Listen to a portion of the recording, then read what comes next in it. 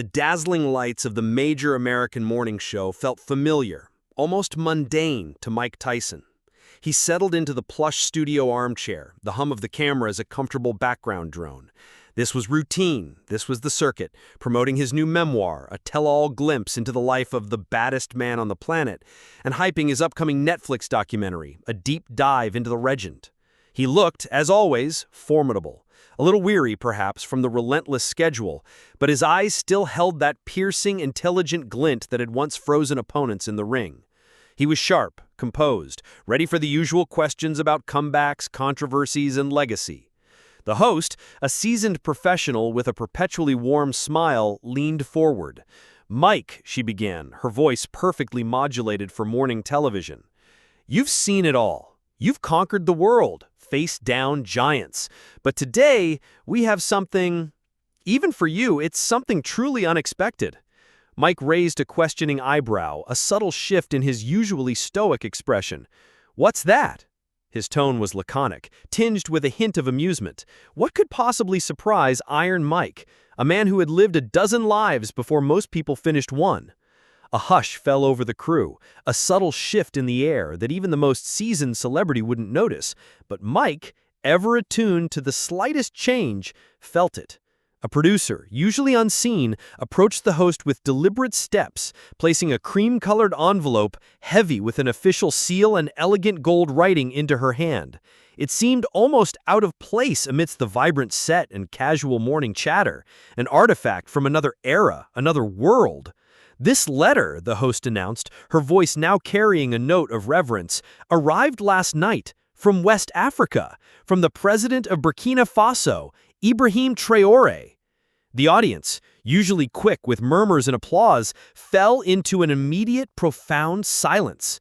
Even the studio's ambient noise seemed to recede. Mike Tyson's jaw, famous for its unyielding power, clenched ever so slightly. A flicker of something unreadable passed through his eyes. Surprise, perhaps a touch of apprehension, certainly intense curiosity. Burkina Faso? A letter from a president? This was decidedly not routine. "He said it was for you," the host continued, her gaze fixed on Mike.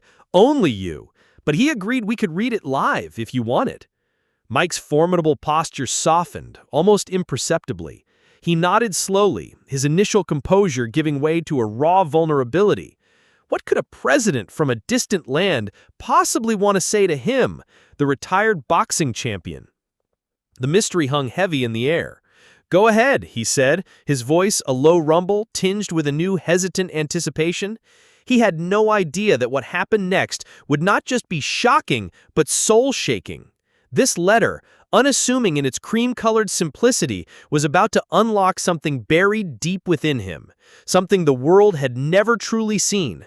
Not the fighter, not the showman, but the broken boy behind the gloves, and the leader who reached him across continents.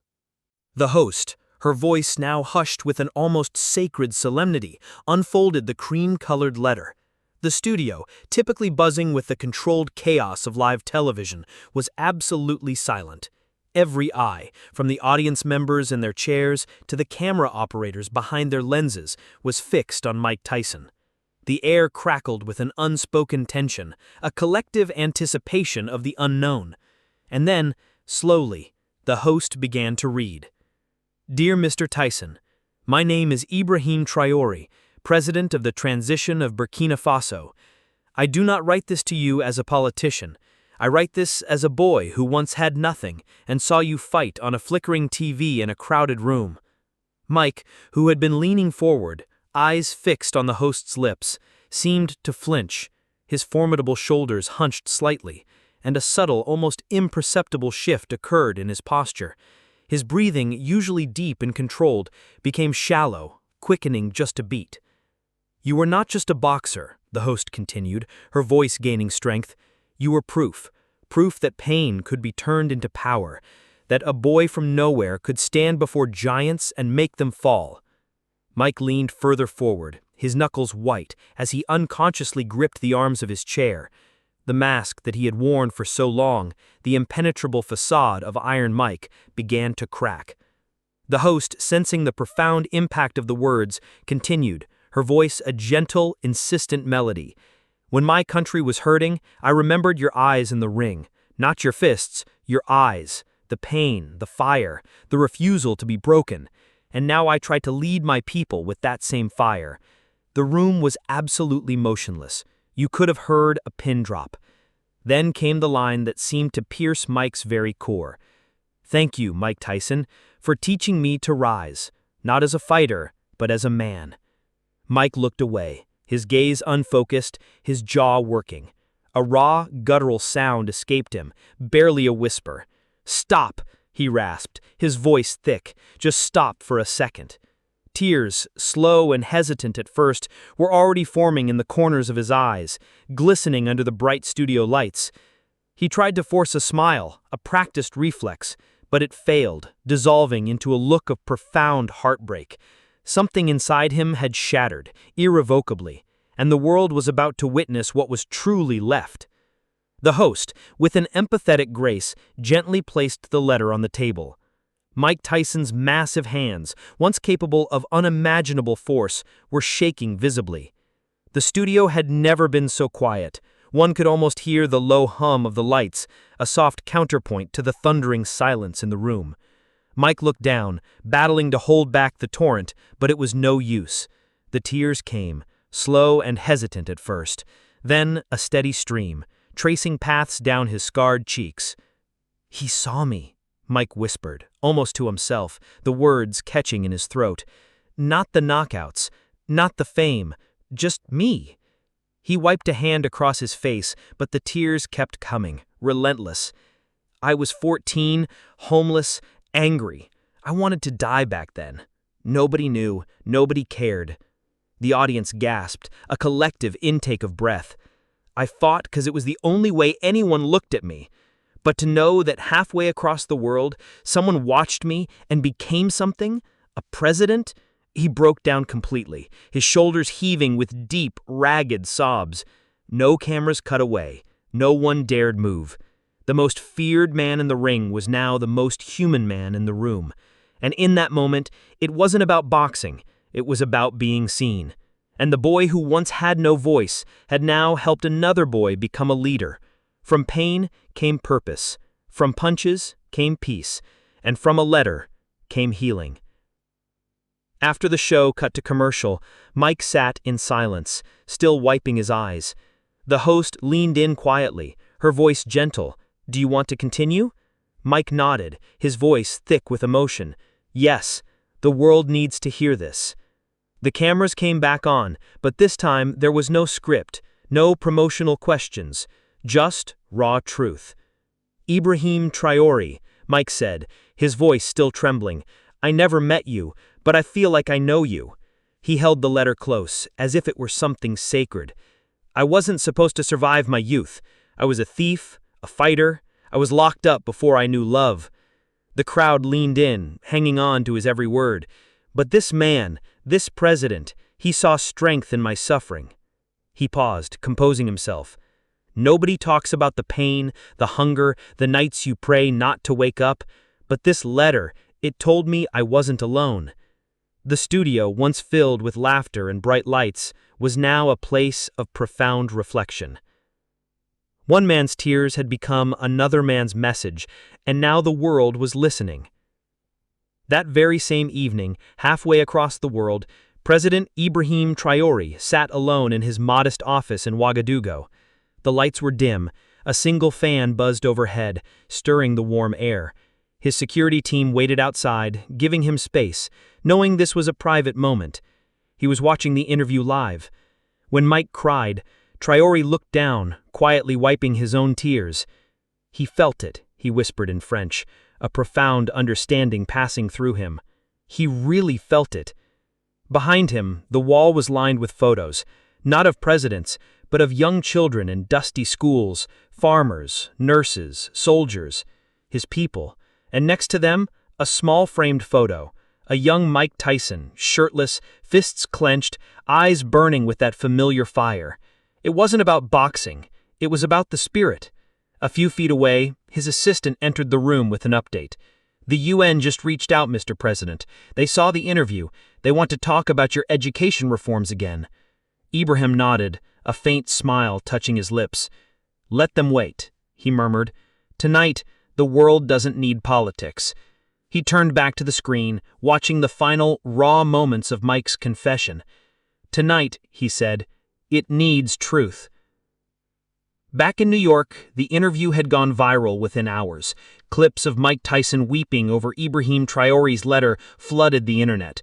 Celebrities shared it, schools played it, refugee camps in Africa cheered. But it wasn't over, because just after midnight, Mike's phone rang. Unknown number, international code. He hesitated, then answered. "Hello? Mr. Tyson, this is Ibrahim Traoré." Silence. Mike's throat tightened. "You're the guy from the letter?"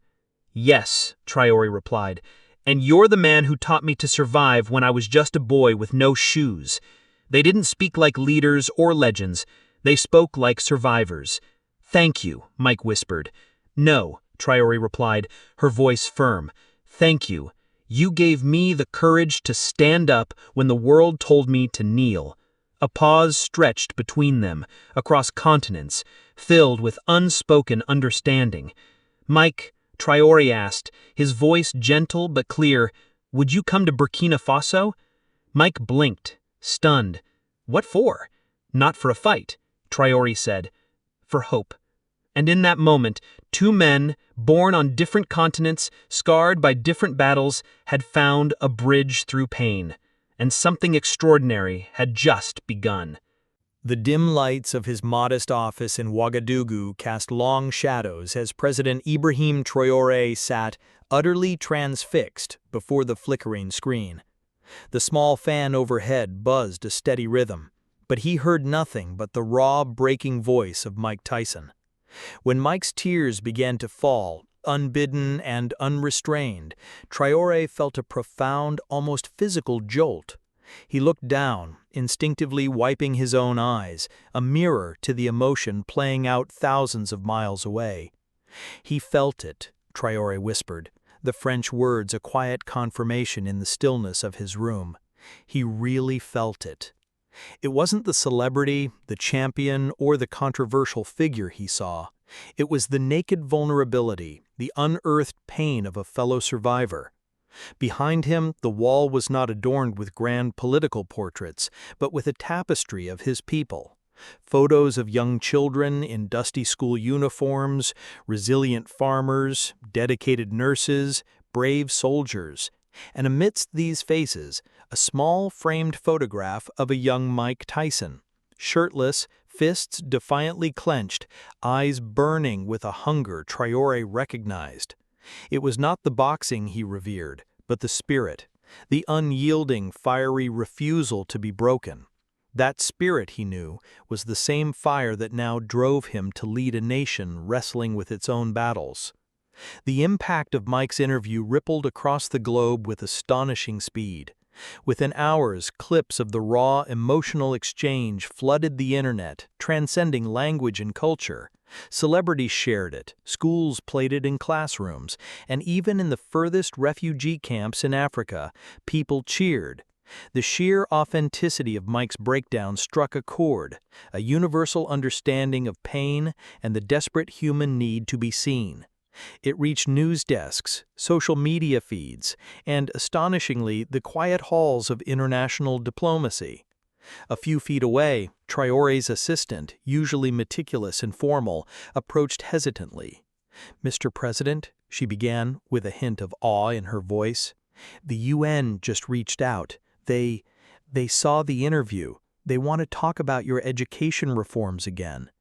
Ibrahim nodded slowly, a faint, almost wistful smile touching his lips. He knew the power of global attention, but this felt different, purer. "Let them wait," he murmured, turning his gaze back to the screen where Mike's tear-streaked face still held the world captive. "Tonight, the world doesn't need politics. Tonight, it needs truth." Hours later, long after the studio lights in New York had dimmed and the morning show had faded into evening broadcasts, Mike Tyson's phone vibrated. It was past midnight. An unknown number. an international code. He hesitated, his thumb hovering over the screen. Something, an insistent whisper from deep within, urged him to answer. "Hello?" he finally said, his voice rough with exhaustion and residual emotion. A calm, deep voice responded, clear despite the vast distance. "Mr. Tyson, this is Ibrahim Traoré." Silence. Mike's throat tightened, a sudden catch of breath. "You're the guy from the letter." "Yes," Traoré replied, his voice gentle but firm. "And you are the man who taught me how to survive when I was just a boy with no shoes." There was no pretense, no formality. They didn't speak as leaders or legends, they spoke like survivors, two souls bound by shared hardship and unexpected recognition. "Thank you," Mike whispered, his voice cracking again. "No," Traoré countered, a quiet strength in his tone. "Thank you. You gave me the courage to stand up when the world told me to kneel." A pause stretched between them, across continents, filled with an unspoken understanding deeper than any words. "Mike," Traoré continued, his voice soft but unwavering, "would you come to Burkina Faso?" Mike blinked, stunned. "What for?" "Not for a fight," Traoré said, the simple words cutting through the lingering fog of celebrity and expectation. "For hope." And in that single, pivotal moment, something extraordinary began. Two men, born in different continents, scarred by different battles, had found a bridge through pain. Mike Tyson didn't sleep that night. He paced his hotel room, the cream-colored letter now a tangible sacred relic in his hands. He read it over and over, the simple, honest words echoing in his mind. "When I was 13, I fought not with gloves, but with hunger." That was Mike's life too. He remembered stealing food from corner stores in Brooklyn, the relentless street fights, the cold, stark reality of being locked up in a juvenile center. Nobody believed in him, except one forgotten trainer, just as Javier had navigated his own desolate path until he chose to believe in himself. This was more than a promotional tour. It was a chance to connect with a younger version of himself, to mend the wounds he'd carried for decades. The next morning, his team walked into his dressing room, a meticulously planned schedule of brand deals, training shoots, and media appearances laid out. Mike looked at it. Then, with the same decisive fire he once had in the ring, he tore it up. "I'm flying to Burkina Faso." Their stunned faces were a blur. "Mike, are you sure?" He looked at them, his eyes blazing. "It's not about boxing anymore. It's about the kid I was and the boy he still is." 2 days later, Mike Tyson arrived in Ouagadougou, the capital of Burkina Faso. There were no red carpets, no throngs of paparazzi, no flashing lights to greet the former heavyweight champion of the world. Just the embrace of the harsh sun, the fine red dust that swirled in the air, and faces that glowed with disbelief. It was an arrival stripped bare of all the celebrity fanfare he had grown accustomed to, and paradoxically, it felt more profound than any grand entrance he'd ever made. Children, their bare feet kicking up dust, ran alongside his car, their voices thin but joyous, screaming, "Mike Tyson! Mike Tyson!" But he wasn't there to be a hero of the ring. He was there for something far more sacred. President Traoré met him not at some grand presidential palace, but at the modest government house. There were no cameras, no rehearsed smiles for the public, just a handshake that lasted longer than expected, a silent acknowledgement between two men who had glimpsed each other's hidden wounds. They didn't talk politics, not in those first quiet moments. They talked pain. They spoke of the quiet battles waged within, the scars that didn't show on the surface, and the resilience forged in the fires of adversity. It was a conversation of understanding, a shared language that transcended their vastly different worlds. Traoré led Mike not to a lavish banquet, but to a rural school. Its walls were broken, scarred like many things in this land, but from within a vibrant sound spilled forth, loud, unrestrained laughter. As they walked among the children, Mike's gaze fell upon a small boy with a swollen eye, a fresh mark from a street fight. Mike sat beside him on the dusty floor, his imposing frame surprisingly gentle. "You fight?" he asked, his voice low, a hint of his past echoing in the simple question. The boy nodded, his eyes wide with a mixture of fear and awe. "Me too," he whispered, a ghost of a smile touching his lips. "But you know, the strongest punch, it's the one you don't throw." And then, in a gesture that stunned the handful of onlookers, Mike slipped his championship ring off his finger and gave it to the boy to hold for a moment. The boy's small hands trembled as he clutched the heavy gold. Just then Traoré knelt beside them, a quiet strength emanating from him. "In this country," he said, his voice soft yet resonant, "you are not your scars, you are your spirit." The boy, overwhelmed, began to cry, and in that powerful moment, Mike Tyson too felt the familiar prick of tears. That night, as the sun dipped below the horizon, painting the sky in fiery hues, the president and the boxer sat on a rooftop overlooking the glowing, quiet lights of Ouagadougou. Traoré handed Mike a simple box. Inside were dozens of letters, not crisp official documents, but handwritten notes, many on worn, folded paper, all penned by children from across the country. "They heard about the letter I sent you, now they wrote to you," Traoré explained softly. Mike opened one, his fingers, once so devastating, now moved with delicate reverence. "Dear Mike Tyson, you are a lion who made it through fire. Please don't forget us." He opened another. "My papa died fighting to protect our village, but now I believe I can be strong like you." Tears, slow and deliberate, rolled down Mike's cheeks. He clutched the letters to his chest like they were gold. "These are worth more than belts," he choked out, his voice thick with emotion, "more than anything I ever won." Traoré nodded, his eyes filled with a quiet understanding. "And now you see, brother, pain connects us more than fame ever could."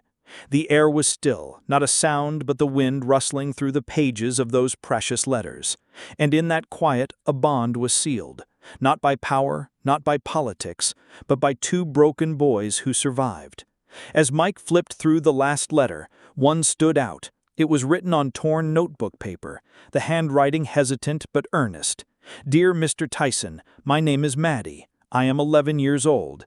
My father was a soldier. He said your fights gave him courage. He died last year. Now I try to be brave. I heard you cry. That means even lions cry, so maybe I can cry too." Mike's hands shook as he held the paper. He remembered being 11, watching his own mother fade away, feeling like the world had no room for boys like him. "Even lions cry," he whispered, almost to himself. President Traoré looked at him, his eyes filled with silent understanding. "That boy, Maddie, lives nearby. Would you like to meet him?" Mike didn't answer with words. He just nodded, his heart already walking towards a new kind of healing. The next morning, the red dust of Burkina Faso swirled around their vehicle as Mike and President Traoré drove for 2 hours, traversing long, winding roads. They passed goats grazing by the roadside, women balancing water pots with effortless grace, and boys joyfully kicking footballs made of plastic bags. When they finally arrived, Maddie, a small, barefoot figure, ran out, his face alight with an almost sacred awe. He wasn't meeting a boxer, a legend. He was meeting a broken warrior, just like himself. Maddie stood frozen, clutching a picture of his father in a soldier's uniform, creased and weathered as if it had been held too many nights under a pillow. Mike knelt down, bringing himself eye to eye with the boy. "You're braver than I ever was, little man." Maddie blinked, tears brimming in his eyes. "But I cry." Mike smiled softly, a genuine, unburdened smile. "So do I." Without warning, the boy stepped forward and hugged him. It wasn't the kind of hug for pictures or cameras, not a show for anyone. It was the kind you give when you're scared someone will leave again, the desperate embrace of a fragile heart. Mike held him tight, and then he broke. Tears poured down his face, loud sobs, the kind that shake a man's whole body. The cameras had been left behind, the crew staying respectfully distant, understanding the sanctity of the moment. But President Traoré stood nearby, hand over his chest, eyes glassy. It was not just a hug between a child and a legend. It was pain meeting pain, loss meeting loss, and healing being born in the middle of it all. As they sat under a mango tree, Maddie asked quietly, "Will you leave too?" Mike looked him in the eye, his voice firm, filled with a newfound conviction. "I'll be back, I promise." And this time, he meant it.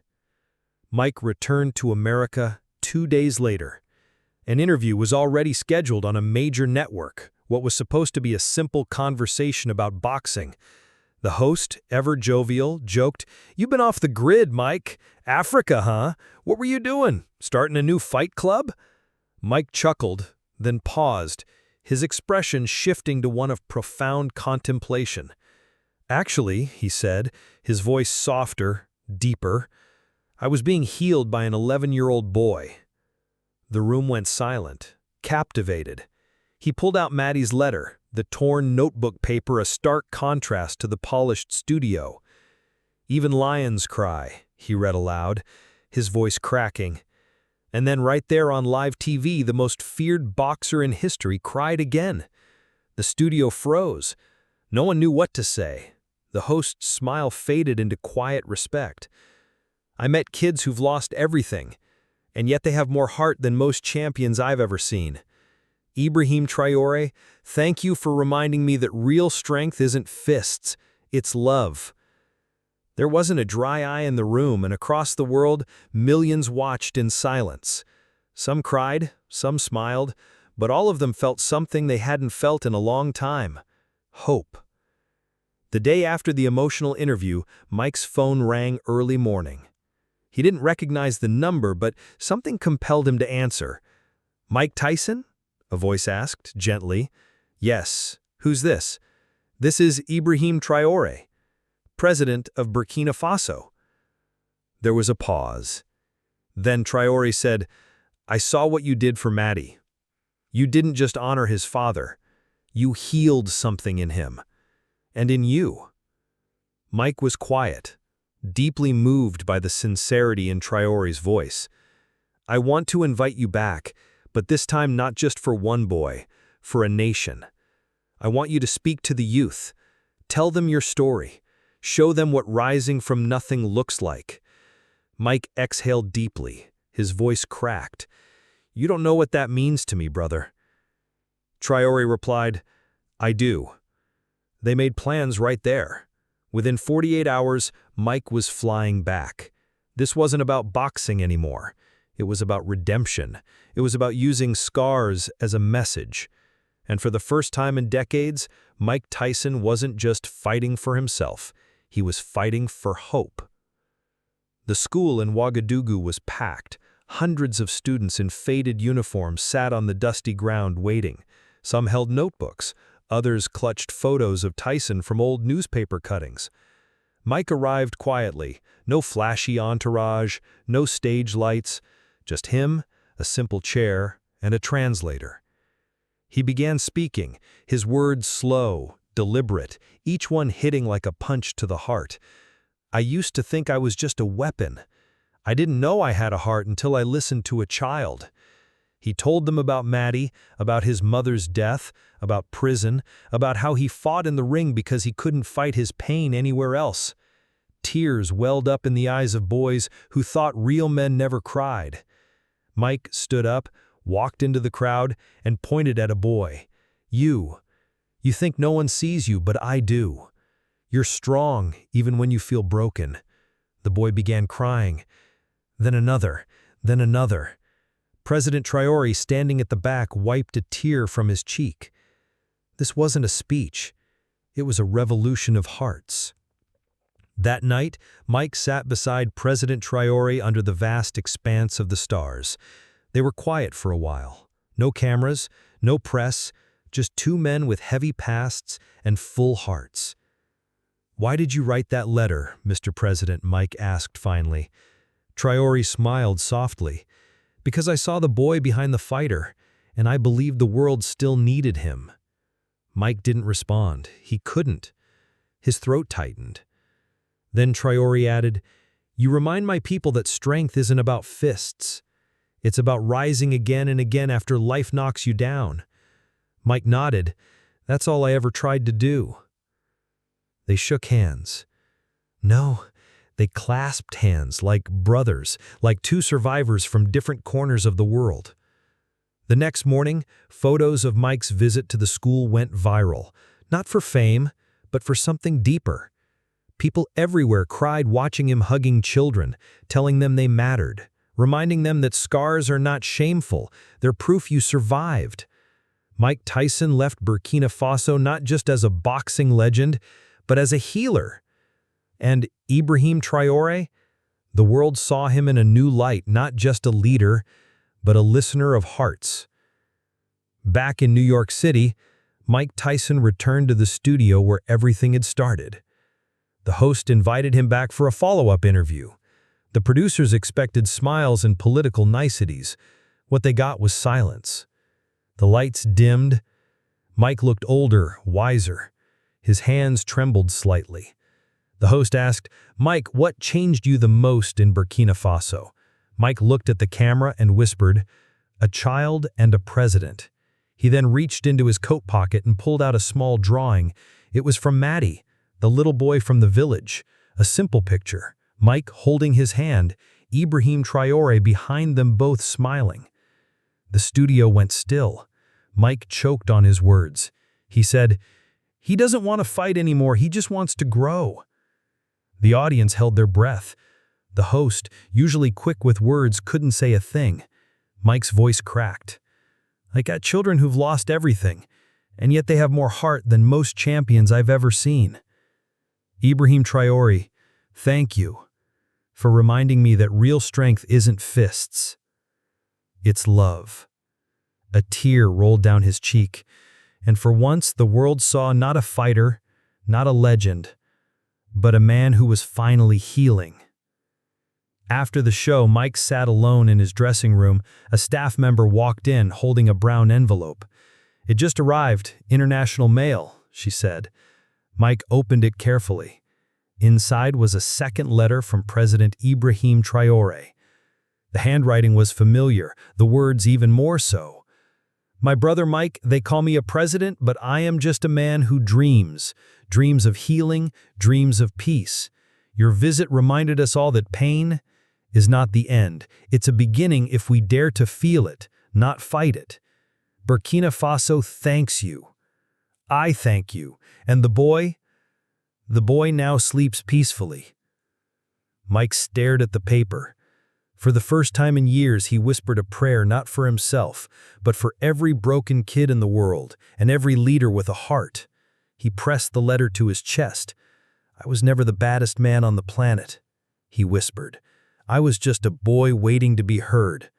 And finally, someone had listened. 1 week. That's all it took to turn pain into purpose.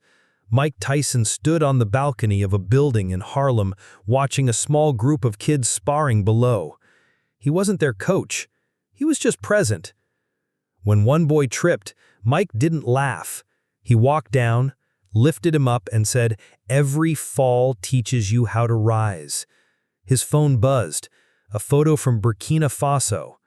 Maddie was smiling, standing beside a brand new boxing gym. The gym was named Tyson Hope Center, sponsored by the Burkina Faso government, signed by President Traoré himself. Mike closed his eyes. The world had called him a monster. Now, a boy across the ocean saw him as a mentor, and that